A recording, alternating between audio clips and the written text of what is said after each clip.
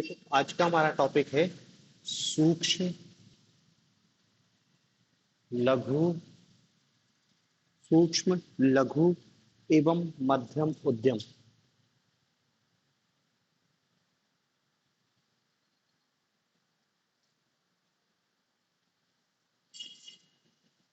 सूक्ष्म लघु एवं मध्यम उद्यम। हमने देखो भारत के औद्योगिक विकास क्रम में औद्योगिक नीतियों को देखा है। औद्योगिक नीतियों के बाद हमने ये देखा था कि नई औद्योगिक नीति के क्या सकारात्मक नकारात्मक बिंदु थे।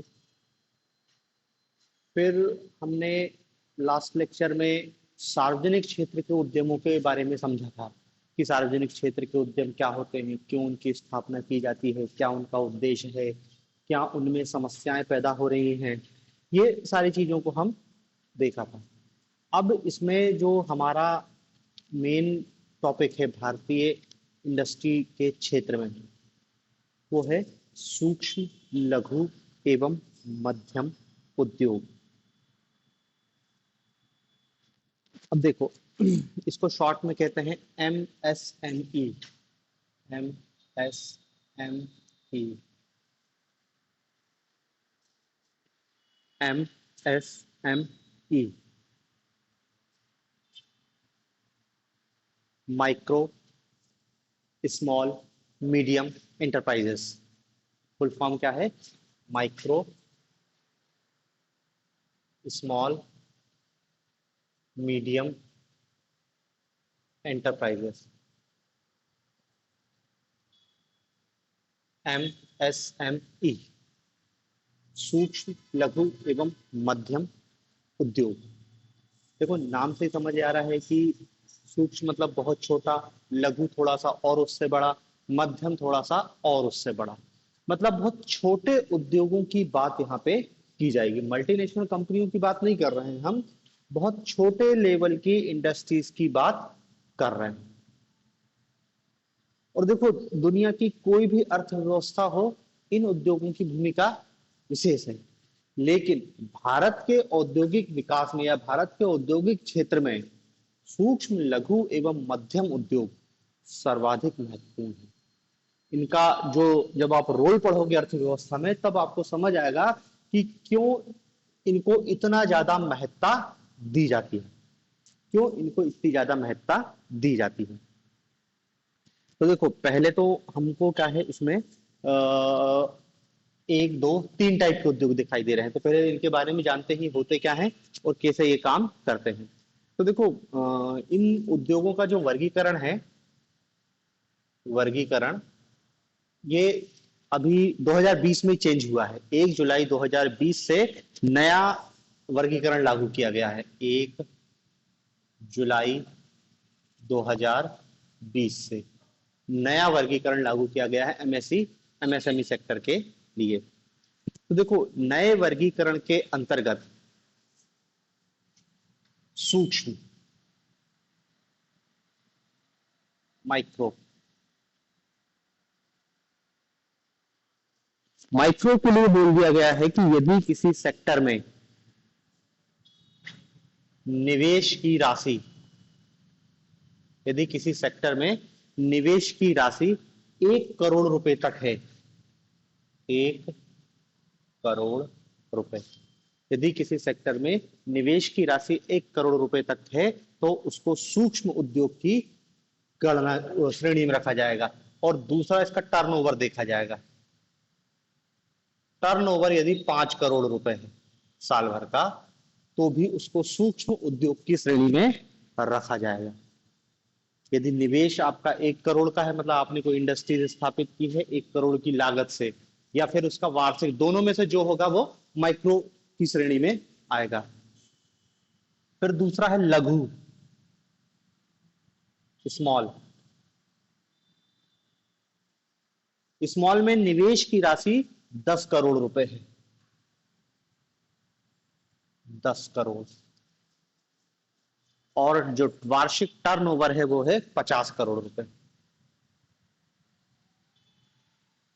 आपका वार्षिक टर्नओवर 50 करोड़ रुपए है तो आप स्मॉल इंडस्ट्रीज की कैटेगरी में आएंगे। और फिर तीसरा है मध्यम, मीडियम। मीडियम मीडियम की परिभाषा में क्या है? यदि निवेश की राशि 50 करोड़ रुपए हो, यदि निवेश की राशि 50 करोड़ रुपए हो और वार्षिक टर्नओवर 250 करोड़ रुपए हो, वार्षिक टर्नओवर 250 करोड़ रुपए हो, तो उस उद्योग को मध्यम उद्योग की श्रेणी में रखा जाएगा। ठीक है ना? अब देखो, ये जो दोनों के लिए है, विनिर्माण सेक्टर के लिए भी है, मैन्युफैक्चरिंग के लिए और सर्विस सेक्टर के लिए भी है। पहले सर्विस और विनिर्माण दोनों के लिए अलग अलग होता था, अब दोनों के लिए एक ही कर दिया गया है। मैन्युफैक्चरिंग सेक्टर और सर्विस सेक्टर दोनों के लिए एक ही मापदंड स्थापित कर दिए गए। 2020 के पहले सर्विस सेक्टर के लिए अलग मापदंड होते थे और विनिर्माण सेक्टर के लिए अलग मापदंड होते थे। विनिर्माण समझ रहे हैं ना, मैन्युफैक्चरिंग, जहां पे वस्तु का निर्माण हो रहा है, छोटा जो निर्माण होता है उन सबको मैन्युफैक्चरिंग गुड्स कहते हैं। तो मैन्युफैक्चरिंग इंडस्ट्रीज के लिए ये मापदंड है और यही सर्विस के लिए मापदंड है। पुराना मापदंड अपने कोई काम का नहीं, क्योंकि वो बदला गया है। नहीं तो पहले क्या है, विनिर्माण सेक्टर के लिए अलग होता था, सर्विस सेक्टर। आपको एक ही याद रखना है, विनिर्माण और सर्विस का विभाजन तीन किया है, सूक्ष्म, लघु, मध्यम। 1 करोड़ रुपए तक का निवेश है तो वो सूक्ष्म उद्योग के अंतर्गत आएगा। अब देखो, निवेश की राशि बहुत छोटी है, 1 करोड़ रुपए, मतलब सूक्ष्म उद्योग। आपने बेकरी उद्योग देखा, बेकरी माइक्रो इंडस्ट्रीज के अंतर्गत आता है। और ये क्लासिफिकेशन इसलिए किया गया है क्योंकि सरकार इन उद्योगों पर विशेष ध्यान देगी, क्योंकि छोटे और लघु उद्योगों को बचाए रखना सरकार की पहली प्राथमिकता है। ऐसा ना हो कि मल्टीनेशनल कंपनियां या फिर अंतरराष्ट्रीय प्रतिस्पर्धा में बाहर हो जाएं, इसलिए इनका कैटेगराइजेशन किया गया है। तो बिल्कुल छोटे स्तर पर उसको सूक्ष्म कहते हैं, जैसे बेकरी उद्योग हो गया, आप इस स्तर के जो छोटे उद्योग देख रहे हो। लघु उद्योग जो थोड़ा सा उससे बड़ा है, जहां पर उनका तेंदुपत्ता होता है, वहां पर बीड़ी उद्योग है, या फिर हम उसको कह सकते हैं कि छोटा मोटे मशीन से काम हो रहा है, उसको स्मॉल इंडस्ट्रीज कहेंगे। वो थोड़ा सा स्केल और बढ़ा दे तो मध्यम उद्योग की श्रेणी में आ जाता है। ठीक है, तो ये जो वर्गीकरण जो है 2020 का वर्गीकरण है। इसके पहले 2006 का वर्गीकरण चलता था, जिसको संशोधित कर दिया गया है। तो नई परिभाषा के अंतर्गत हमको इतनी चीज याद रखनी है। इससे एक और छोटी कैटेगरी होती है जिसको कहते हैं कुटीर उद्योग। कुटीर उद्योग ये सूक्ष्म से भी छोटा है। कुटीर उद्योग, कुटीर उद्योग किसको कहते हैं कि मतलब जो केवल परिवार के सदस्यों से चल रहा है, परिवार के सदस्यों से चल रहा है। कुटीर उद्योग परिवार के सदस्य आपस में मिलकर चल रहे हैं, उत्पादन खुद ही कर रहे हैं, इन्वेस्टमेंट नाम मात्र का है, कोई मशीन मशीन कुछ नहीं, सब हाथ से उत्पादन हो रहा है। या मशीन भी है तो बहुत प्राइमरी लेवल की मशीन है। ठीक है ना? जैसे अब जैसे कुम्हार है, मिट्टी के बर्तन बना रहा है, तो वो भी उद्योग की श्रेणी में है, लेकिन वो कुटीर उद्योग, तो वो खुद ही सब कुछ कर रहा है। कोई लकड़ी का सामान बना रहा है, बढ़ई है भाई, वो लकड़ी के खिलौने बना रहा है या लकड़ी का फर्नीचर बना रहा है, वो खुद कर रहा है या उसके परिवार के लोग मिलके कर रहे हैं। ऐसे उद्योगों को हम कुटीर उद्योगों की श्रेणी में रखते हैं, जो इससे भी और कैटेगरी। लेकिन एमएसएमई में भी है, हमको तीन है। वो तो कुटीर उद्योग भी मैंने बता दिया कि कुटीर उद्योग क्या होता है, आपको पता होना चाहिए। ठीक है, तो देखो ये तो आपको क्लासिफिकेशन बता दिया कि भारत में जो एमएसएमई सेक्टर में क्या क्लासिफिकेशन है, उसका ढांचा क्या है, माइक्रो, स्मॉल और मीडियम। अब इसको क्यों इतनी महत्ता दी जा रही है वो हमको समझना है।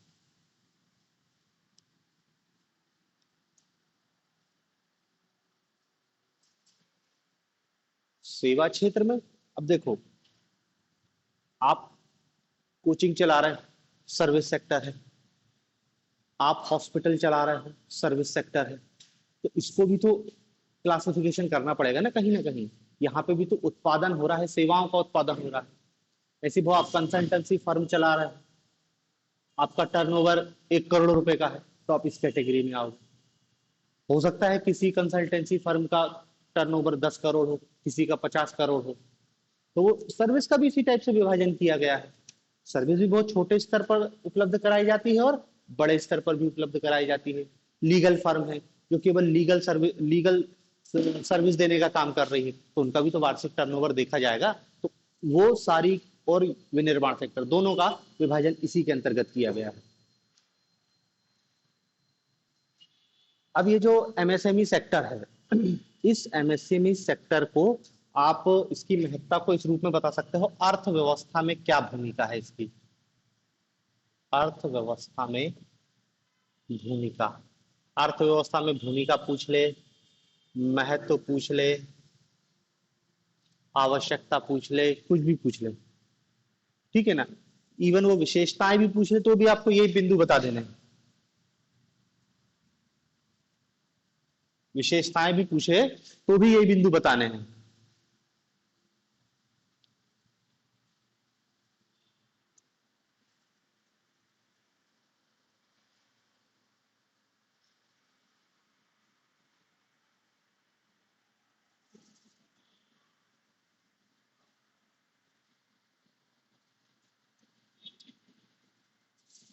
देखो,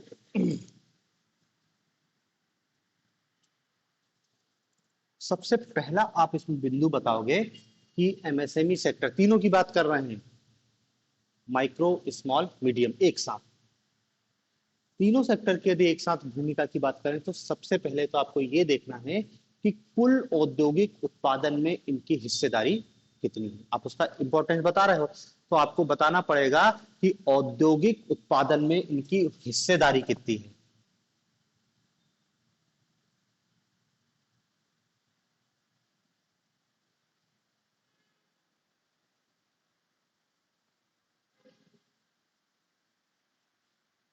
औद्योगिक उत्पादन में इनकी हिस्सेदारी कितनी है।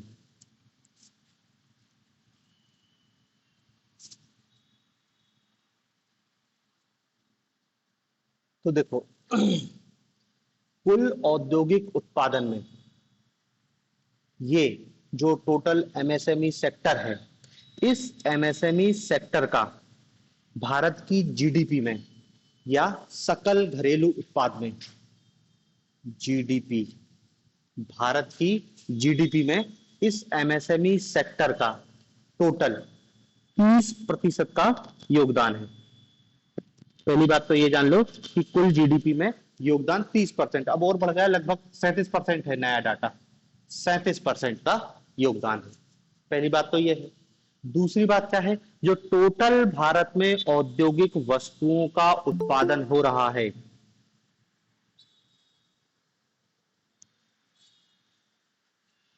भारत में कुल औद्योगिक उत्पादन में 45% की हिस्सेदारी एमएसएमई सेक्टर कर रहा है। 45% की हिस्सेदारी,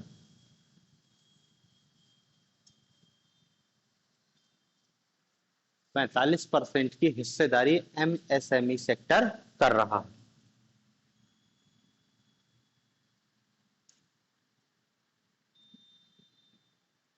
टोटल यदि नंबर बताएं कि कुल इकाइयां कितनी, तो 6 करोड़ से ज्यादा इकाइयां, 6 करोड़ से ज्यादा भारत में एमएसएमई सेक्टर की इकाइयां हैं।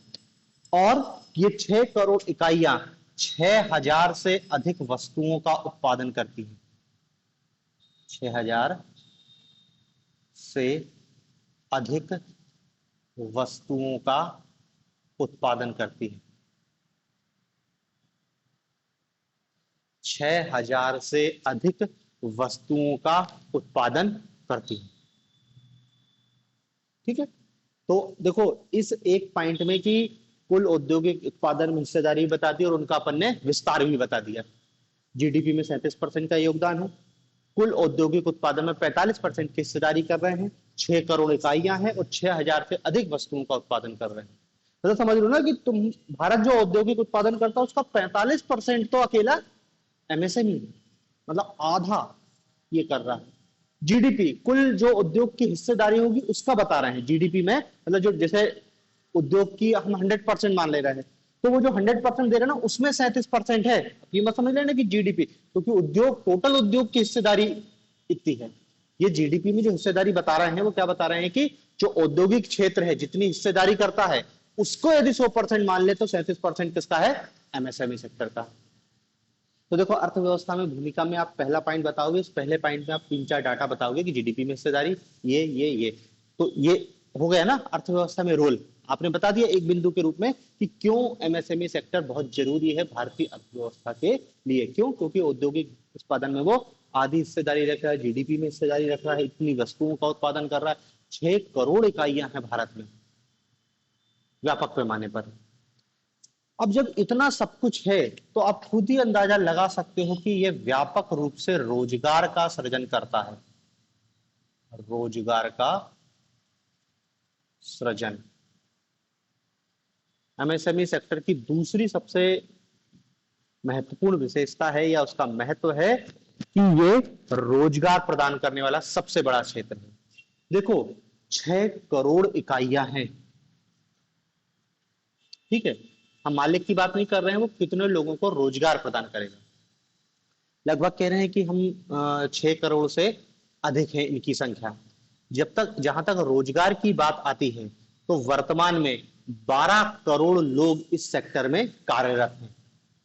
12 करोड़ लोग इस सेक्टर में कार्यरत हैं। यदि परसेंटेज में देखा जाए तो रोजगार प्रदान करने में इस सेक्टर की हिस्सेदारी 40% है। रोजगार प्रदान करने में एमएसएमई सेक्टर की हिस्सेदारी 40% है। और ये भारत में कृषि के बाद सर्वाधिक मात्रा में रोजगार प्रदान करने वाला क्षेत्र है, ठीक है ना। तो देखो रोजगार लगभग 12 करोड़ लोग रहा है, कुल रोजगार का 40% एमएसएमई सेक्टर होता है। और इसमें एक पॉइंट और लिख सकते हो कि ये लोगों को स्थानीय स्तर पर रोजगार प्रदान करता है। स्थानीय स्तर पर, ऐसा नहीं है कि व्यक्ति को इंडस्ट्रीज में काम करने के लिए मुंबई जाना है, बेंगलोर जाना है। स्थानीय लोकल स्तर पर रोजगार प्रदान करता है। स्थानीय स्तर पर रोजगार प्रदान करता है, ठीक है। और देखो इसी में एक पॉइंट वो बता सकते हैं कि यदि देखा जाए कि पूंजी के हिसाब से रोजगार सृजन, समझ रहे ना, प्रति इकाई पूंजी के हिसाब से रोजगार सृजन इसका सबसे ज्यादा है। मतलब यदि इस सेक्टर में 1 करोड़ का निवेश किया गया है तो कितने रोजगार जनरेट हुए। इसके मुकाबले में यदि हम मल्टीनेशनल कंपनी की बात करें तो मल्टीनेशनल कंपनी में जैसे हमने कहा कि एक कंपनी स्थापित की गई 5,000 करोड़ रुपए के निवेश के साथ। एक बड़ी कंपनी रिलायंस इंडस्ट्रीज स्थापित की गई, 5,000 करोड़ का इन्वेस्टमेंट है। इस 5,000 करोड़ रुपए में कितने नए रोजगार सृजित होते हैं, ठीक है ना। यदि ये 5,000 करोड़ रुपए एमएसएमई सेक्टर में इन्वेस्ट किया जाता है तो इससे कई गुना ज्यादा रोजगार का सृजन होता है। इसका मतलब क्या है कि प्रति इकाई पूंजी इसके रोजगार प्रदान करने की क्षमता बहुत ज्यादा। अंतर समझ रहे ना। बड़ी इंडस्ट्रीज, बड़ा नाम रिलायंस इंडस्ट्रीज इन्वेस्ट करेगी, वो तो इतने बड़े पैमाने पे इन्वेस्ट करेगी, 5,000 करोड़, 10,000 करोड़, 20,000 करोड़, 1,00,000 करोड़, कुछ भी ऐसा बहुत बड़ा अमाउंट। लेकिन उस बड़े अमाउंट के अनुपात में आप देखोगे रोजगार सृजन कितना है, तो बहुत कम है। उनका 1,000 लोगों को रोजगार दे दिया। लेकिन यदि ये 5,000 करोड़ रुपए एमएसएमई सेक्टर में इन्वेस्ट किया जाएगा, 50,000 लोगों को रोजगार दे देगा। इसलिए ये भारत का एग्रीकल्चर के बाद सबसे बड़ा रोजगार प्रदाता क्षेत्र है। भाई देखो कुल जनसंख्या 42% कृषि में लगी है, तो ये भी देखो अपने स्तर पर 40% लोगों को रोजगार प्रदान कर रहा है। 12 करोड़ पॉपुलेशन, 12 करोड़ पॉपुलेशन समझ रहे ना, मतलब 12 करोड़ परिवार, 12 करोड़ परिवार नहीं, 12 करोड़ लोग हैं और एक एक व्यक्ति का परिवार है। मान लो एक व्यक्ति पे, भाई परिवार है, पिता नौकरी कर रहा है, यदि एक हाउस होल्ड मान ले उसको कि पत्नी है उसकी और 2 बच्चे हैं, 4 लोग, तो 12 चुको 48, 50 करोड़ लोग इस पर निर्भर हो गए। ये डाटा रोजगार है, समझ रहे ना। इन पे 3 लोग निर्भर हो गए। तो टोटल 50 करोड़ लोग यहाँ पर अपनी रोजगार के लिए इन पर आश्रित हैं। तो हम रोल बता रहे हैं, तो देखो पहले ये बता दिया औद्योगिक के उत्पादन में हिस्सेदारी, फिर बता दिए रोजगार सृजन। रोजगार सृजन में एक पॉइंट और लिख सकते हैं कि प्रति इकाई पूंजी के हिसाब से रोजगार उत्पन्न करने की सेक्टर में क्षमता बहुत ज्यादा है। ठीक है,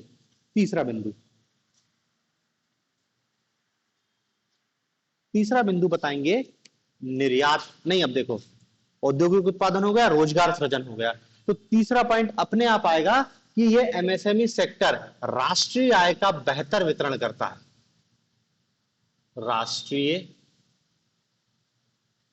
आय का बेहतर वितरण करता है, बेहतर वितरण करता है, राष्ट्रीय आय का बेहतर वितरण।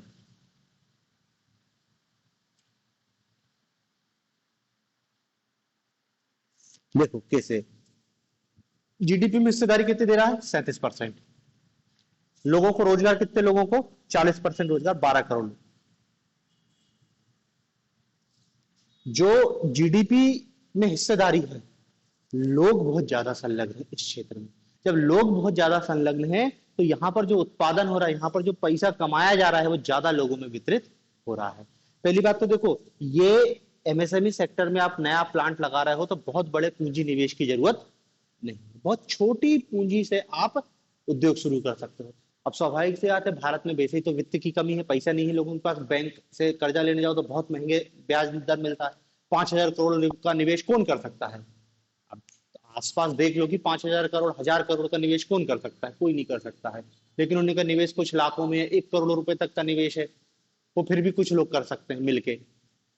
मतलब ये इंडस्ट्री स्थापित करना आसान है अपेक्षाकृत बड़ी इंडस्ट्रीज के लिए, क्योंकि उधर बहुत बड़ा इन्वेस्टमेंट, उतना पैसा नहीं है। फिर आप जहां पे भी इंडस्ट्री स्थापित करोगे, बहुत ज्यादा मशीनरी आप खरीदोगे नहीं, क्योंकि इसमें पैसा लगेगा। तो आप क्या है, मजदूरी, आदमी को नौकरी पे रखोगे, उनको सैलरी बांटोगे। तो इसलिए ये कह रहे हैं कि ये राष्ट्रीय आय का बेहतर वितरण करता है। भाई बड़ी इंडस्ट्री स्थापित होती है तो वो पूरा प्रॉफिट क्या है, एक व्यक्ति के, रिलायंस इंडस्ट्री से मुकेश अंबानी की जेब में जाएगा, वो पैसा कमाते कमाते दुनिया का सबसे बड़ा रईस बन जाएगा, अडानी की जेब में जाएगा। यदि देखा जाए कि इतनी बड़ी है अडानी, दुनिया का अंबानी इतना बड़ा उद्योगपति बन गया है, अंदाजा लगाया कि देश में कितने लोगों को रोजगार दे रहा है। उसकी संपत्ति, उसका इन्वेस्टमेंट, उसके मुकाबले रोजगार देखा जाए तो बहुत कम है। जबकि एमएसएमई सेक्टर की गणना की जाएगी तो बहुत ज्यादा व्यापार। जब ज्यादा लोगों को रोजगार दे रहा है, जीडीपी में हिस्सेदारी भी ज्यादा है, तो स्वाभाविक सी बात है कि राष्ट्रीय आय का वितरण सही ढंग से होगा। ठीक है ना? आप इसमें बता सकते हो कि जीडीपी में हिस्सेदारी इतनी ज्यादा है और रोजगार भी ज्यादा लोगों को दे रहा है, तो पैसे का डिस्ट्रीब्यूशन हो रहा है। बड़ी इंडस्ट्रीज में क्या है, पैसा इकट्ठा आ जाता है उद्योगपति के पास, वो अमीर हो रहा है, लेकिन उसका डिस्ट्रीब्यूशन उतने अच्छे से नहीं होता है। कहते हैं ना अर्थव्यवस्था में ट्रिकल डाउन थ्योरी, वो सही से वर्क नहीं करती। यहाँ पे यही है, उद्योग बहुत छोटे छोटे हैं, डिस्ट्रीब्यूशन। जब आप खुद देखो ना, 6 करोड़ इकाइयां हैं, 6 करोड़ मालिक होंगे ना, तो उन लोगों के पास सीधे पैसा पहुंच रहा है, 6 करोड़ लोगों को पैसा पहुंच रहा है, 12 करोड़ लोगों को रोजगार मिल रहा है। तो हो गया ना संपत्ति का वितरण। आप यदि बड़े उद्योगपति की बात करो तो कितने, 50 उद्योगपति हैं देश में बड़े स्तर के, 100 मान लेते हैं, 1,000 मान लेते हैं, इससे ज्यादा क्या होगा? यहाँ तो 6 करोड़ इकाइयां हैं यार, तुलना ही नहीं है। अब वो 1,000 उद्योगपति और इन 6 करोड़ इकाइयों क्या था, पैसा बट रहा है व्यापक पैमाने पर। ठीक है ना? तो देखो तीन बहुत महत्वपूर्ण पॉइंट है कि औद्योगिक उत्पादन में हिस्सेदारी ज्यादा है, रोजगार का व्यापक पैमाने पर सृजन करते हैं और राष्ट्रीय आय का बेहतर वितरण करते हैं। चौथा पॉइंट कि ये उद्योग क्षेत्र, ये क्या करते हैं, एमएसएमई सेक्टर उद्योगों का क्षेत्रीय विकेंद्रीकरण करते हैं। उद्योगों का क्षेत्रीय विकेंद्रीकरण, उद्योगों का क्षेत्रीय विकेंद्रीकरण करते हैं।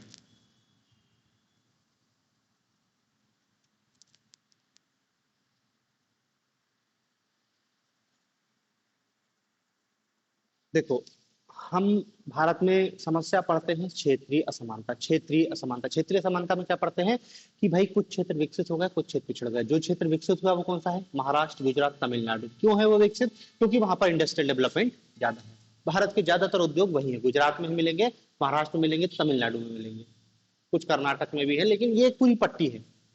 उत्तर प्रदेश, बिहार, झारखंड, बंगाल, उड़ीसा, मध्य प्रदेश, छत्तीसगढ़ पिछड़ा इलाका हो जाएगा, क्योंकि इंडस्ट्रियल डेवलपमेंट नहीं है।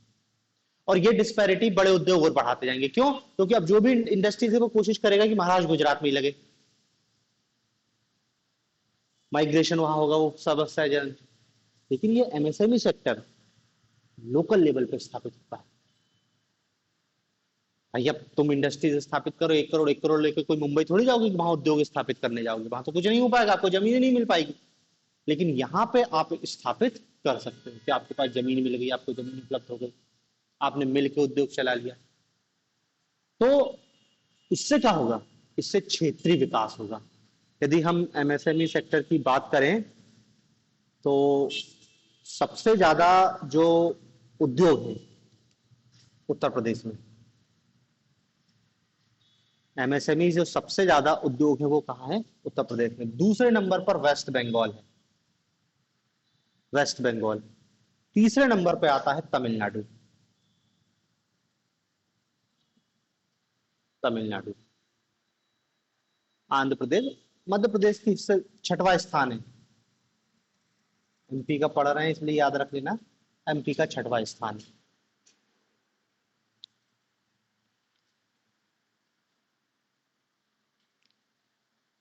ठीक है, तो ये क्या बता रहा है? जबकि यदि हम औद्योगिक रूप से देखा जाए तो कहते हैं उत्तर प्रदेश औद्योगिक रूप से सबसे पिछड़ा राज्य। उत्तर प्रदेश, बिहार सबसे पिछड़े राज्य है। लेकिन यदि एमएसएमई की बात करें तो सर्वाधिक एमएसएमई कहाँ कार्यरत है? उत्तर प्रदेश में। अलग अलग शहर, एक एक शहर एक एक औद्योगिक क्षेत्र के रूप में चिन्हित है। तो जो बड़े उद्योग क्षेत्रीय असमानता को बढ़ाते हैं, ये क्षेत्रीय असमानता को कम कर रहे हैं। क्योंकि देखो, उत्तर प्रदेश, वेस्ट बंगाल सबसे गरीब राज्य और वहीं पे सबसे ज्यादा एमएसएमई। तो यदि एमएसएमई विकसित होगा तो ये राज्य अपने आप विकसित होंगे। तो ये राज्य महाराष्ट्र, तमिलनाडु वाली, गुजरात वाली पट्टी तो विकसित है औद्योगिक रूप से, वहां पे वो लघु उद्योग विकसित होंगे, बात बराबर है।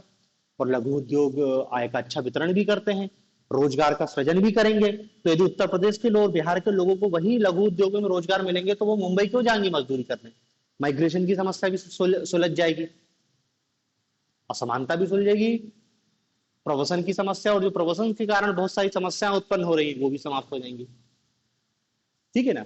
तो ये क्षेत्रीय केंद्रीकरण में योगदान देते हैं। ये डाटा आपको बताना जरूरी है। यूपी में सबसे ज्यादा, वेस्ट बंगाल में सबसे ज्यादा है। तो ये सीधे सीधे दिख रहा है कि डिसेंट्रलाइजेशन कर रहे हैं इंडस्ट्रीज का। जो बड़े उद्योग क्या कर रहे हैं, वो सेंट्रलाइज कर रहे हैं। सेंट्रलाइज मतलब केवल महाराष्ट्र, गुजरात में। आप देखो ना, भारत का सबसे औद्योगिक विकसित क्षेत्र मुंबई और गुजरात, वहीं पे सारी उद्योग स्थापित हुए हैं। यूपी बिहार वाले क्या कुछ नहीं है, एमएसएमई में वो अपना काम करेंगे। फिर एक और बता सकते हैं, निर्यात, पांचवा पॉइंट।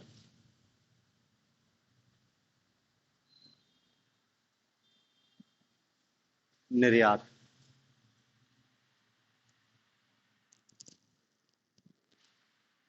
देखो, जो कुल निर्यात में 48.5% का योगदान देते हैं ये, भारत के कुल औद्योगिक निर्यात में 48.5% का योगदान देते हैं।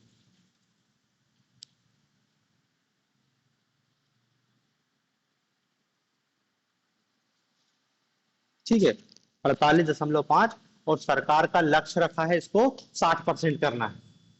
टारगेट है कितना करना है? 60% करना है।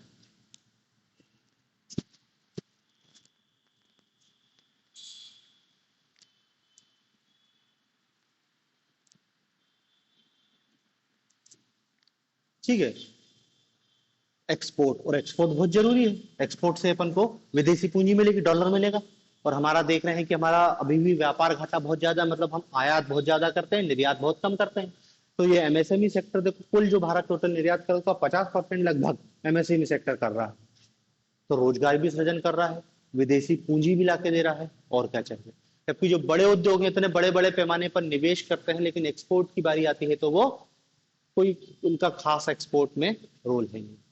भाई मतलब क्या है, हम यदि भारत के लोकल उद्योगपतियों की बात करें जो दुनिया के इतने बड़े अमीर हैं, वैश्विक स्तर पर उनकी क्या स्थिति है, भले वो रिचनेस में आ रहे हैं, लेकिन रिलायंस इंडस्ट्रीज ऐसा क्या बना रही है कि पूरी दुनिया में बिक रहा है?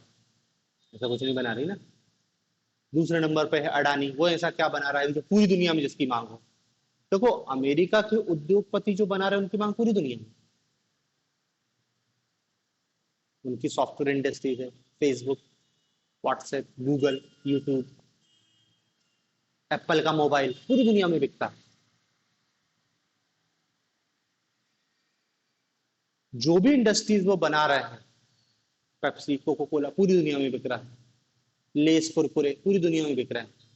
पूरी दुनिया से पैसा आ रहा है ना उनके पास।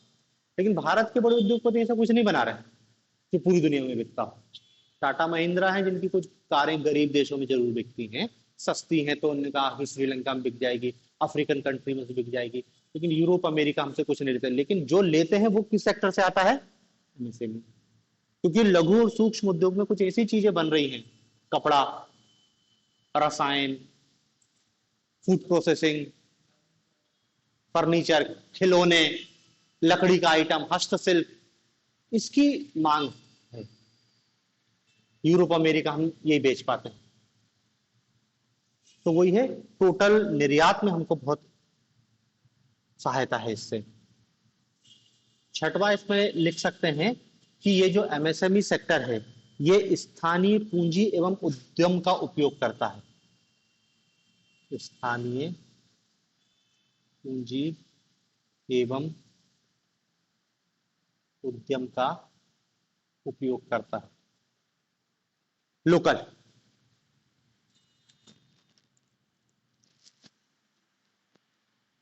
समझ रहे ना? स्थानीय पूंजी, और देखो पूंजी हर प्रकार की, ना केवल इकोनॉमिक बल्कि सोशल कैपिटल भी, कि भाई पर्यटन, योगा सिखा रहा है, कोई कलाकृति निर्मित कर रहा है, तो जो लोकल पूंजी है और लोकल लोगों की जो उद्यमशीलता है उसको प्रमोट करता है ये एमएसएमई सेक्टर, कि आपको कहीं जाने की जरूरत नहीं है, यहीं आपका सारा सामान बिक जाएगा। ठीक है ना? वो छोटे छोटे स्तर पर है कि कोई बीड़ी उद्योग बना, बीड़ी उद्योग है, कोई जंगल से पत्ता लिया तो वहीं से बना। फूड प्रोसेसिंग के बहुत सारे उद्योग हैं, डेयरी से संबंधित है, फलों से संबंधित है, ऐसे छोटे छोटे उद्योग हैं जो ये काम करते हैं। तो लोकल पूंजी, और पूंजी भी इसमें देखो बहुत ज्यादा पूंजी की जरूरत नहीं, बहुत ज्यादा पूंजी की जरूरत नहीं है कि 1,000 करोड़ रुपए चाहिए, 2,000 करोड़ चाहिए, ऐसा नहीं। तो देखो इन बिंदुओं के तहत हम इस एमएसएमई सेक्टर की महत्ता को बता दे रहे हैं।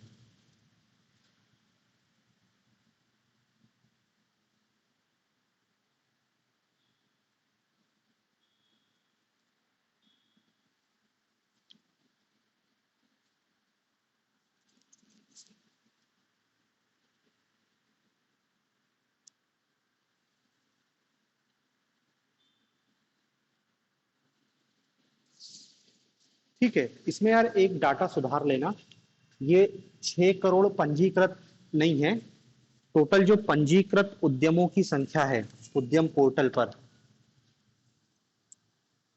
उसका एग्जैक्ट डाटा है 66340006। ये 66,34,006 इतने पंजीकृत एमएसएमई है भारत में, पंजीकृत एमएसएमई।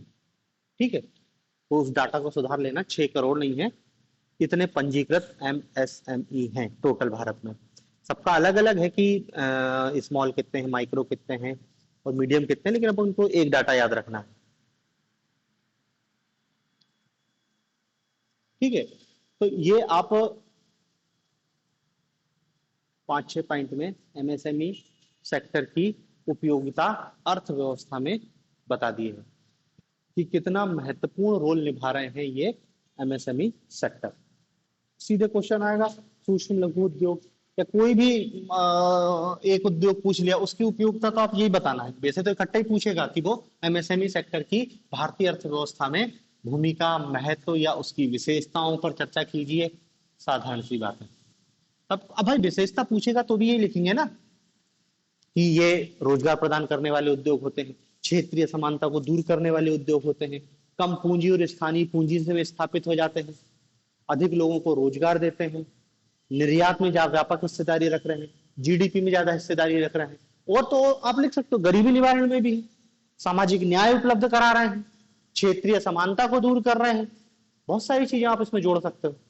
तो ये एमएसएमई सेक्टर की रोल है भारतीय अर्थव्यवस्था में।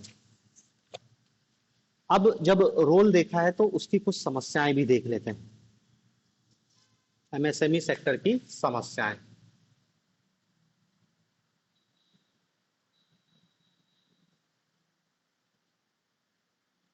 चैलेंजेस, प्रॉब्लम्स क्या है।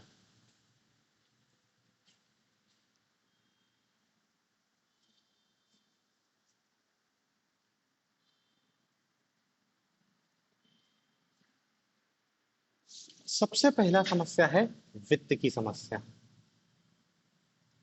वित्त की समस्या,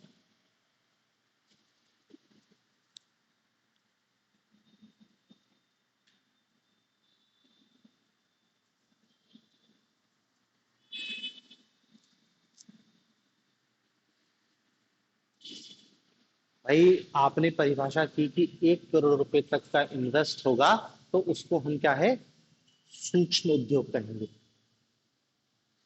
1 करोड़ भी कोई छोटी राशि नहीं है। 1 करोड़ भी कोई छोटी राशि नहीं है। एक अकेला व्यक्ति तो इन्वेस्ट ही नहीं कर सकता, कुछ लोग मिलके खोल ले तो बात एक अलग है। या फिर ये हो जाए कि कुछ पैसा मेरे पास है और सरकार की तरफ से मेरे को ऋण मिल जाए, तब खुल सकती है।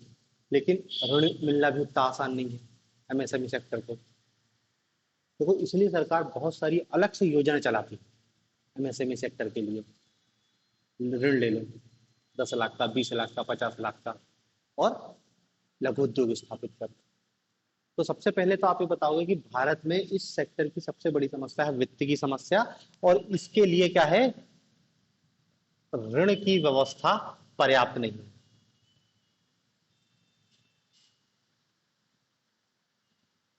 ऋण की व्यवस्था पर्याप्त नहीं। लोन मतलब बैंक उतना सपोर्ट नहीं करेगा। कौन देगा भैया आपको इंडस्ट्रीज खोलने के लिए पैसा। पैसा मिलेगा भी तो ब्याज दर बहुत ज्यादा रहेगी, आपकी लागत बढ़ जाएगी, लागत बढ़ जाएगी तो सामान महंगा हो जाएगा, सामान महंगा हो जाएगा तो मार्केट में बिकेगा नहीं। स्वाभाविक सी बात है ना कि आपने 50 लाख का ऋण लिया, बैंक उस पर 12% का ब्याज वसूल रहा है, 12 पंजे 60। अब आप वो पैसा, ब्याज का पैसा आपकी लागत में जुड़ जाएगा, आपकी लागत बढ़ जाएगी, सामान बिकेगा नहीं, सामान बिकेगा नहीं तो आप घाटे में चले जाओगे, कंगाल हो जाओगे। तो ये एक तो बहुत बड़ी समस्या क्या है, वित्त की समस्या। दूसरी बड़ी समस्या है ये एमएसएमई सेक्टर में औद्योगिक रुग्णता।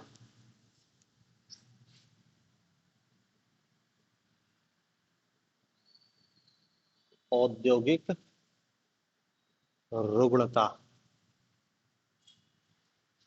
औद्योगिक रुग्णता। और देखो भारत की जो 3 लाख से ज्यादा औद्योगिक रुग्ण इकाइयां हैं, भारत में 3 लाख जो औद्योगिक रुग्ण इकाइयां हैं उनमें से 99% एमएसएमई सेक्टर की हैं।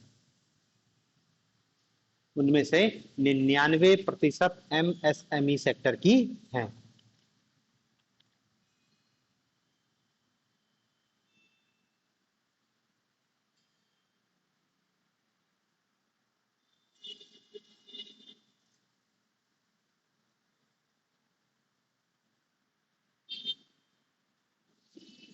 समझ रहे हैं ना, औद्योगिक गुणवत्ता मतलब समझ रहे हैं ना, बीमारी, इंडस्ट्रीज बीमार है, उत्पादन नहीं हो रहा है, लाभ नहीं हो रहा है, घाटे में चल रही है और उद्योग बंद होने वाले हैं। तो ये जो बंद होने वाले हैं ये 99% क्या है, लघु उद्योग होते हैं। लघु उद्योग है भारत में 99% जो बंद होने की कगार पर है। और 99% बंद होने की कगार पे है तो समझ जाओ फिर कितनी बुरी स्थिति है इस एमएसएमई सेक्टर की। 99% रुग्ण है, बीमार है। भाई बीमार है ना तो आज नहीं कल मर जाएगा व्यक्ति, ऐसा बीमार है। तो आज भले बंद नहीं होनी लेकिन कल भविष्य में बंद हो सकती है। और देखो, मल्टीनेशनल कंपनियां जो बड़े उद्योग हैं उनकी स्थिति इनसे बहुत ठीक है। भाई बड़े उद्योगों को बचाने के लिए सरकार आगे जाती है, इनको बचाने के लिए सरकार उस पैमाने पर आगे नहीं आती। बड़ी बड़ी कंपनियां घाटे में चली जाती है, सरकार मदद दे देती है, पैकेज दे देती है। तो जो पैकेज मिलता है, सब्सिडी मिलती है, वो केवल बड़े उद्योगपतियों को, इधर तक फायदा पहुंच पाता नहीं है, इनको ब्याज में फायदा नहीं मिल पाता। अब जैसे कोविड के चक्कर में सब बंद रहा था, आधे से ज्यादा बंद हो गई इकाइयां, क्योंकि कोई पैकेज ही नहीं आया सरकार की तरफ से, या जो पैकेज आया भी था वो ऊंट के मुंह में जीरे के बराबर था, पहुंच ही नहीं पाया पर्याप्त लोगों तक। तो ये एक बड़ी समस्या है कि भारत में जो औद्योगिक रुग्णता है वो इस क्षेत्र में हमको ज्यादा दिखाई देती है। तीसरी, पिछड़ी तकनीक। पिछड़ी तकनीक।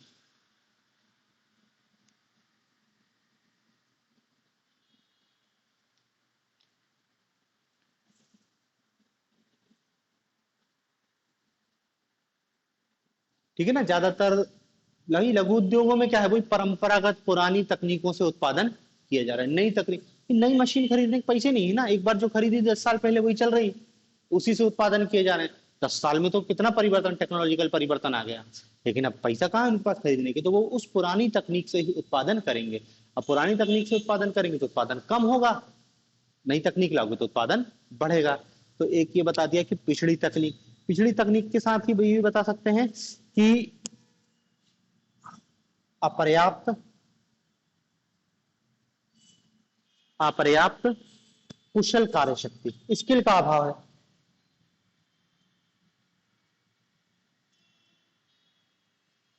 अपर्याप्त कुशल कार्य शक्ति।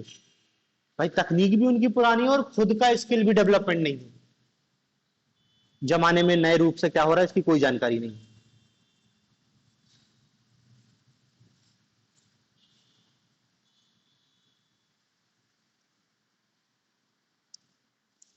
पांचवा, कच्चे माल की उपलब्धता। कच्चे माल की उपलब्धता।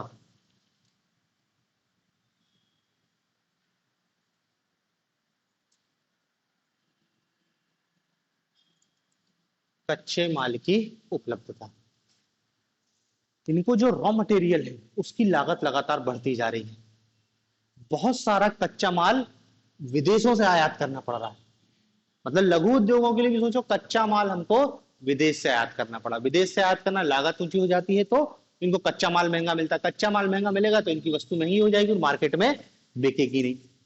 छठवीं आप एक समस्या देख सकते हो मार्केटिंग की, विपणन की समस्या। विपणन की समस्या।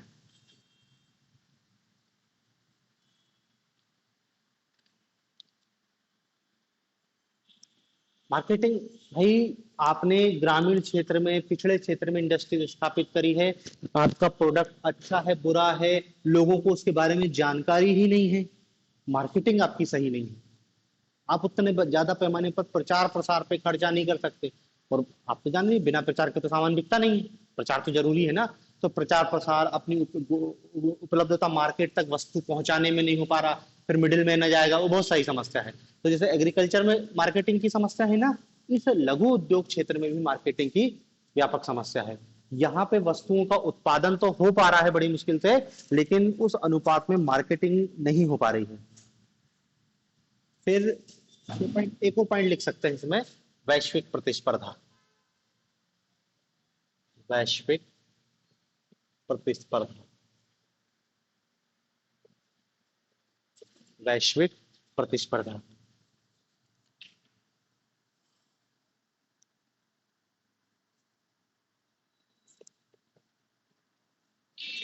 भाई 90 के बाद देख रहे हैं एलपीजी रिफॉर्म अपनाया गया है। एलपीजी रिफॉर्म अपनाया गया है तो क्या है, आर्थिक उदारीकरण किया गया, टैरिफ नीतियों को बदला गया, आयात प्रतिस्थापन तो ले दे के ये है कि विदेशी कंपनियां भारत में आके निवेश करी, उनने अपने प्लांट स्थापित किए और विदेशों से आने वाली वस्तुएं भी भारत में मात्रा बढ़ गई। क्यों? क्योंकि आयात बैरियर को समाप्त कर दिया गया। इसका परिणाम ये हुआ कि पूरी दुनिया की वस्तुओं और इन एमएसएमई सेक्टर की वस्तुओं के बीच कंपटीशन हो गया। अब देखो एमएसएमई सेक्टर की आप हालत पहले ही जानते हो, तकनीक इनके पास पिछड़ी हुई है, पैसा है नहीं इनके पास, स्किल्ड लेबर ये खुद है नहीं और इनके पास है भी नहीं, तो इनका जो उत्पादन होता है ना, ये कोई वैश्विक मापदंड के अनुरूप नहीं हो पाता। मतलब यदि ये कोई उत्पादन बनाएगा, इनने कोई प्रोडक्ट बनाया, जैसे कोई खिलौना ही बनाया, खिलौना, ठीक है, तकनीक पिछड़ी है, स्किल्ड लेबर नहीं है, इनका जो खिलौना बनेगा ना, वो मतलब एक साधारण किस्म का बनेगा, उतना आकर्षक नहीं दिखाई देगा, उतना ड्यूरेबल भी नहीं होगा। जबकि यही खिलौना यदि आधुनिक तकनीक का इस्तेमाल करके बनाया जाएगा, फिनिश्ड होगा इससे ज्यादा। चीन पूरा एमएसएमई सेक्टर को खत्म कर दे रहा है चीन, क्योंकि चीन जितना सस्ता सामान भारत में बेच रहा है, भारत का एमएसएमई सेक्टर उस लागत को उत्पादन भी नहीं कर पा रहा है। खिलौना, भारत ये एमएसएमई सेक्टर का एकाधिकार होता था, चाइना के खिलौने ने इसको पूरा रिप्लेस कर दिया। भगवान की मूर्ति जो बनती थी, फोटो मूर्ति विभिन्न टाइप की जो है, सब चाइना से इंपोर्ट हो रही है, देखने में बहुत अच्छी है, जबकि ये यहाँ के जो लोग बनाते थे वो उतनी फिनिश नहीं होती थी। क्यों? क्योंकि पास तकनीक बहुत अच्छी है। तो देखो सस्ता सामान, इलेक्ट्रॉनिक उत्पाद तो आप देख ही रहे हो, छोटे स्तर पर, भाई बड़े स्तर की बात नहीं कर रहे, छोटा स्तर पर कि तार बनाना है, बल्ब बनाना है, सीरीज बनानी है, ये पहले भारत में उत्पादित होता था, लेकिन बताया ना कि चीन उससे कम कीमत पर भारत में देके जा रहा है। तो अब भारतीय उत्पाद महंगा, चीन का उत्पाद अच्छा और सस्ता, तो मार्केट में तो अच्छा और सस्ता बिकेगा। मार्केट में राष्ट्रवाद नहीं चलता कि नहीं, मैं कितने ही प्रचार कर लो कि make in India, make in India, लेकिन जब जेब पे चोट पड़ती है तो राष्ट्रवाद भूल जाता है आदमी, तो चाइना का प्रोडक्ट बिकेगा। प्लास्टिक का जितना सामान आ रहा है भारत वाले नहीं बना पा रहे हैं। अब भाई मग्घा बनाने में तो कोई कलाकारी नहीं है, लेकिन वो भी चाइना से बन के आ रहा है क्योंकि उसकी लागत कम है। हमारे यहाँ मग्घा बनेगा, उसकी लागत ज्यादा आ जाएगी, प्लास्टिक की बाल्टी कुछ भी नहीं, सब इंपोर्ट। तो इस वैश्विक प्रतिस्पर्धा ने क्या है, भारतीय एमएसएमई सेक्टर को व्यापक पैमाने पर लगभग लगभग समाप्त कर दिया। बहुत उत्पादन 99% रुग्ण इकाइयां, इसका कारण क्या है, वैश्विक पर एलपीजी रिफॉर्म अपनाया गया। एलपीजी रिफॉर्म के बाद हमको अपना मार्केट खोलना पड़ा, मार्केट खोलना पड़ा तो बाहरी वस्तु आ गई, तो उनने ना केवल हमारा जो बड़े उद्योग तो चलो जो भी है ठीक है, एमएसएमई सेक्टर पर सबसे ज्यादा चोटें, सबसे चोट उत्तर भाई, जैसे उन्होंने कहा कि उत्तर प्रदेश, अलीगढ़ फेमस था काय के लिए, ताला उद्योग के लिए, ताला बनते थे, अलीगढ़ का नाम चलता था ताला उद्योग के लिए। फिरोजाबाद उनका चूड़ी उद्योग, अलग अलग शहर का अलग अलग अपना एक उत्पाद था। जैसे आज जो सरकार कर रही है ना, एक जिला एक उत्पाद, तो एक पहले ही था एक क्षेत्र एक उत्पाद। उत्तर प्रदेश में एमएसएमई सेक्टर सबसे ज्यादा था क्योंकि वहां पे व्यापक था। लेकिन 90 के बाद से जब वैश्वीकरण अपनाया, सब खत्म है। ताला भी चाइना से बन के आएगा सस्ता और अच्छा, भारत में वो भी नहीं मिल पाएगा। तो भारत अपना कुछ भी उत्पादन नहीं कर रहा। सर्जिकल इंस्ट्रूमेंट जो बनते हैं, समझ रहे हैं ना, मतलब बिल्कुल प्राइमरी लेवल का, सुई बनाना है, केची बनाना है, चाकू बनाना है, इसका भी हम, ये पूरा हम आयात करते हैं, पूरा कुछ उत्पादित नहीं कर पा रहे। जबकि ये तो बेसिक चीज है ना कि आप सर्जिकल इंस्ट्रूमेंट बना रहे हैं, बिल्कुल जो प्राइमरी लेवल के हैं वो भी हम नहीं बना पा रहे हैं, सब हमको आयात करना पड़ रहा है। तो ये आप बताओगे एमएसएमई सेक्टर की ये मेन समस्याएं हैं, ठीक है। अब देखो जब समस्याएं बता दिए तो आपको समाधान बताना पड़ेगा। तो समाधान में देखो ये इन्हीं बिंदुओं में समाधान बता दोगे। पहले आपने बताया था वित्त और ऋण की समस्या, तो समाधान में पहले क्या बताओगे कि ऋण की पर्याप्त उपलब्धता हो, ऋण की पर्याप्त उपलब्धता हो, कम ब्याज दर पर दीर्घकालिक ऋण इनको बैंकों से दिया जाना चाहिए।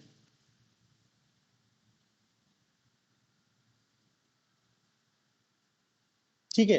फिर आपने दूसरा बताया औद्योगिक रुग्णता, तो इसके लिए सरकारी सहायता दी जानी चाहिए। सरकारी सहायता, सब्सिडी, उनको कोई प्रोत्साहन ऐसा उपलब्ध कराया जाए ताकि वो औद्योगिक इकाइयां ठीक हो सके। तकनीक पिछड़ी है तो क्या बोलोगे? प्रौद्योगिक प्रोन्नयन, प्रौद्योगिक उन्नयन। टेक्नोलॉजिकल एडवांसमेंट किया जाए, उनको आधुनिक मशीनें उपलब्ध कराया जाए, आधुनिक तकनीक से उपलब्ध कराया जाए। फिर हमने क्या लिखा था? अपर्याप्त कुशल, हाँ, तो कार्य कुशल श्रमिक हो, कार्य कुशल श्रमिक। विपणन, तो विपणन की समस्या को दूर किया जाए, विपणन की समस्या को दूर किया जाए, विपणन की सुविधा उपलब्ध कराई जाए, उनको कोई प्लेटफॉर्म उपलब्ध कराया जाए जो अपना सामान आसानी से बेच सके। ठीक है ना? तो ये जो पॉइंट लिखे हैं इसी में आप अपने हिसाब से सुधार के बिंदु बता सकते हो। तो देखो ये अपना एमएसएमई सेक्टर, एमएसएमई सेक्टर क्या होता है, एमएसएमई सेक्टर की क्या भूमिका है अर्थव्यवस्था में, एमएसएमई सेक्टर की क्या समस्या है, और एमएसएमई सेक्टर की समस्या का समाधान भी हमने देख लिया। अब इसमें अंतिम बचता है एमएसएमई सेक्टर में कि सरकार द्वारा किए जा रहे प्रयास, कि इस एमएसएमई सेक्टर के लिए सरकार कौन कौन से प्रयास कर रही है। सरकार के प्रयास, सरकार द्वारा चलाए जा रहा है अलग से कार्यक्रम, बहुत सारे कार्यक्रम हैं जो केवल और केवल एमएसएमई सेक्टर के लिए ही चलाया जा रहा है। हमको बस एक एक दो दो पॉइंट याद रखने हैं। सबसे पहला है प्रधानमंत्री मुद्रा योजना, प्रधानमंत्री मुद्रा योजना, प्रधानमंत्री मुद्रा योजना 8 अप्रैल 2015 कब से चालू की गई है? 8 अप्रैल 2015। देखो डेट याद भरे नहीं देखो, लेकिन सन याद रहना जरूरी है, कब से चालू किया गया है वो। ठीक है ना? और ये क्यों स्थापित की गई है, ये क्यों चालू की गई है? इसका मुख्य उद्देश्य है एमएसएमई उद्योगों को, ये स्थापना हो गई, उद्देश्य एमएसएमई, एमएसएमई उद्योगों की स्थापना के लिए ऋण, एमएसएमई उद्योगों की स्थापना एवं विस्तार के लिए ऋण की उपलब्धता कराना, उसके लिए प्रधानमंत्री मुद्रा योजना चालू की गई थी। बस इतना बहुत है, और चाहो तो आप बता सकते हैं 3 कैटेगरी दी जाती है, 3 वर्ग हैं इसके। एक दिया जाता है शिशु लोन, शिशु उद्योग के लिए कितना लोन दिया जाता है, और इसमें केवल 50,000 रुपए का, शिशु में 50,000 रुपए का।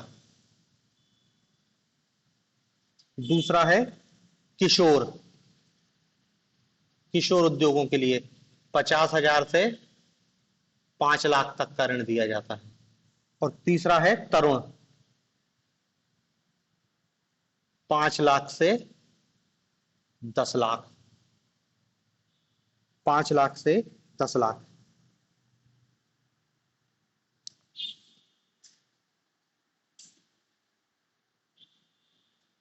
ठीक है, दूसरी योजना है आपकी स्टैंड अप और स्टार्टअप, 2 योजना है। पहला है स्टार्टअप, स्टार्टअप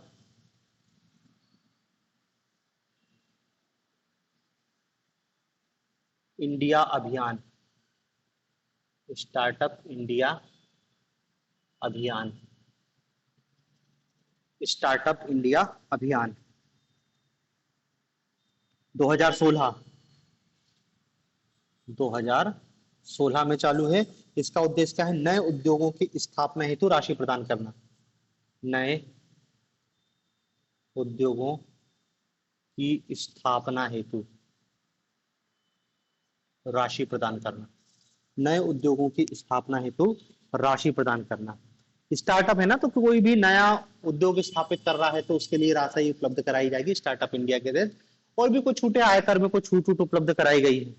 इसी टाइप से एक और योजना चलाई थी stand up, stand up scheme. Stand up scheme भी क्या है? 2016 की ही है, 2016। और इसमें यह है SC ST तथा महिला उद्यमों की स्थापना के लिए 10 लाख से 1 करोड़ तक का लोन। SC ST और महिला उद्यमी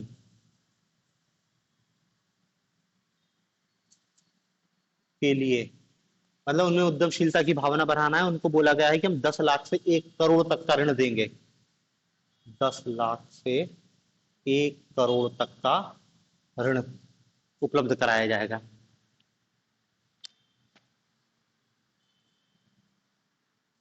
ठीक है, एक और बता सकते हैं प्रधानमंत्री कौशल, क्योंकि स्किल डेवलपमेंट कर रहा है और अपन ने देखा MSME सेक्टर की एक समस्या है, स्किल डेवलप नहीं है वहां का। तो क्या बता सकते हैं? प्रधानमंत्री कौशल विकास योजना। प्रधानमंत्री कौशल विकास योजना, कौशल विकास योजना, प्रधानमंत्री कौशल विकास योजना 2015 में, 2015। और उद्देश्य क्या है? उद्देश्य वही है कि उनको, युवाओं को स्किल प्रोवाइड करना, उच्च स्तरीय प्रशिक्षण देके उनको रोजगार और जीविका उपार्जन के सक्षम बनाना, मतलब ले देके उनका स्किल डेवलपमेंट करना। इसी टाइप से क्या है, आत्मनिर्भर भारत अभियान चालू किया गया था, वो भी इसी में लिख सकते हैं। आत्मनिर्भर भारत अभियान, आत्मनिर्भर भारत अभियान ये चालू किया गया था जून 2020, 2020। और इसमें क्या किया गया था? इसमें कोविड-19 महामारी से लड़ने के लिए 20 लाख करोड़ का पैकेज दिया गया था। कोविड-19 से लड़ने के लिए 20 लाख करोड़ का पैकेज, 20 लाख करोड़ रुपए का पैकेज उपलब्ध कराया गया था आत्मनिर्भर भारत के। 2 चरण में था, पहले चरण में अलग इंडस्ट्रीज थी, दूसरे चरण में अलग इंडस्ट्रीज थी। मतलब पहले चरण में चिकित्सा, वस्त्र, इलेक्ट्रॉनिक, प्लास्टिक, खिलौने, और दूसरे चरण में फार्मा, स्टील, ऐसे क्षेत्रों को दिया गया था। ठीक है,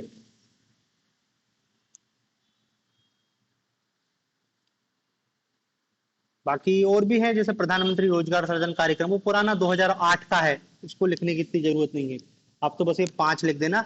अब मैं चाहो तो मेक इन इंडिया भी लिख सकते हो, क्योंकि मेक इन इंडिया भी दरअसल क्या है, उद्योगों के लिए है, तो वो भी लिख सकते हैं। लेकिन अभी मेक इन इंडिया को अपन थोड़ा सा क्या है, डिटेल में देखेंगे, क्योंकि मेक इन इंडिया योजना पहले भी 200 शब्दों में पूछी गई है, आगे भी पूछी जा सकती है, तो उसको अभी डिटेल में देंगे। तो आप नाम के लिए लिख सकते हो कि यदि आप MSME सेक्टर के लिए उद्योग हो तो मेक इन इंडिया भी MSME सेक्टर के लिए है। यहाँ पे आप छठवा लिखा सकते हो, मेक इन इंडिया कार्यक्रम, मेक इन इंडिया कार्यक्रम। ये भी आप बता सकते हो MSME सेक्टर के लिए ही किया गया है, क्योंकि यही क्या है, उसमें भी MSME सेक्टर के लिए 1000 करोड़ का प्रावधान किया गया है अलग से, 1000 करोड़ रुपए MSME सेक्टर के लिए। ठीक है, तो ये प्रमुख कार्यक्रम है जो सरकार द्वारा चलाए जा रहे हैं।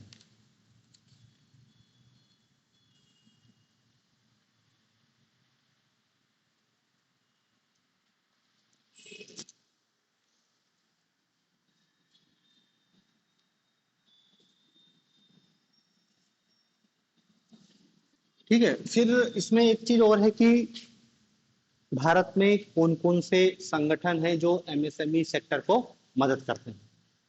MSME को मदद करने के संगठन या अभिकरण, इंस्टीट्यूट, उनकी बात कर रहे हैं। तो देखो, इसको पहले भी हम देख चुके हैं, जैसे एक है, हाँ, सिडबी, भारतीय लघु औद्योगिक बैंक, भारतीय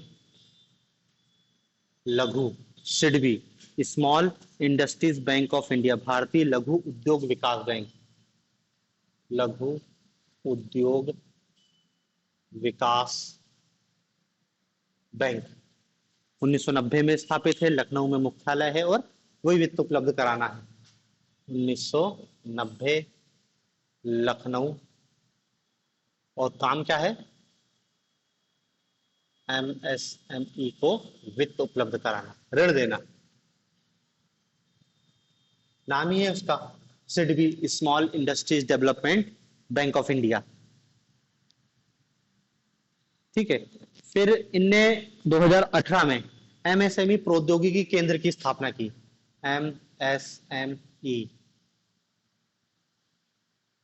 प्रौद्योगिकी केंद्र, एमएसएमई प्रौद्योगिकी केंद्र, ये 2018 में पटना में स्थापित किया गया है। 2018 पटना, बिहार। ठीक है। और देखो नाम ही एमएसएमई प्रौद्योगिकी केंद्र, मतलब एमएसएमई के लिए क्या करेगा, ये प्रौद्योगिकी का विकास। एमएसएमई सेक्टर के लिए प्रौद्योगिकी का विकास करने के लिए ये केंद्र की स्थापना की गई।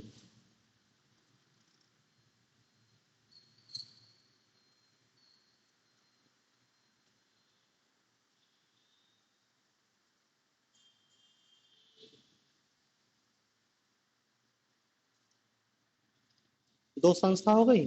फिर कुछ पुरानी संस्थाएं भी हैं, जैसे एक है IIBI, industrial investment bank of India, भारतीय औद्योगिक निवेश बैंक, भारतीय औद्योगिक निवेश बैंक, निवेश बैंक। ये स्थापित है 1985 में, कलकत्ता में मुख्यालय है। 1985 मुख्यालय है कलकत्ता। और इसका उद्देश्य क्या है?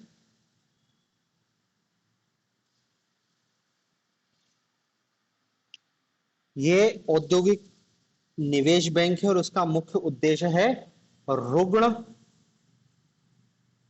एवं बंद इकाइयों का पुनर्निर्माण।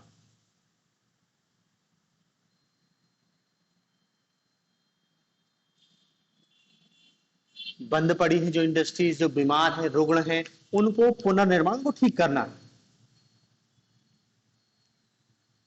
फिर एक और है सूक्ष्म लघु एवं मध्यम उद्योग विकास संगठन। सूक्ष्म लघु एवं मध्यम उद्योग विकास संगठन, विकास संगठन। इसकी स्थापना की गई थी 1954 में। ठीक है। और ये इसका काम क्या है? ये एमएसएमई इकाइयों को वित्त उपलब्ध कराता है, इकाइयों को वित्त उपलब्ध कराता है। एमएसएमई इकाइयों को वित्त उपलब्ध कराता है। एक और वित्त उपलब्ध कराने के लिए आईडीबीआई भी है, हालांकि उसको बाद में बैंक बना दिया गया है, भारतीय औद्योगिक विकास निगम, औद्योगिक विकास निगम, भारतीय औद्योगिक विकास निगम। इसकी स्थापना 1964 में की गई थी, मुंबई मुख्यालय है। और इसका काम भी है उद्योगों को वित्त उपलब्ध कराना, उद्योगों को वित्त उपलब्ध कराना, बड़े तथा मध्यम उद्योगों को, लघु के लिए नहीं है, बड़े तथा मध्यम उद्योगों के लिए वित्त उपलब्ध कराना।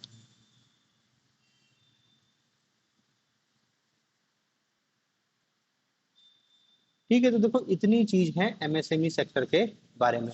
बाकी सरकार की एमएसएमई सेक्टर के लिए अलग से नीति भी है, एक अधिनियम पारित किया था सरकार ने 2006 में, लेकिन अब वो तो 2006 का बहुत पुराना अधिनियम हो गया है, मुश्किल है पेपर में उस अधिनियम के बारे में पूछे। हमको बस इतना ही याद रखना है, एमएसएमई सेक्टर क्या है, उसका वर्गीकरण याद रखना है, उसका अर्थव्यवस्था में रोल याद रखना है, उसकी समस्याएं क्या हैं, उनका समाधान क्या है, और बहुत महत्वपूर्ण है सरकार द्वारा एमएसएमई सेक्टर को बचाने के लिए चलाई जा रही अलग अलग योजनाएं।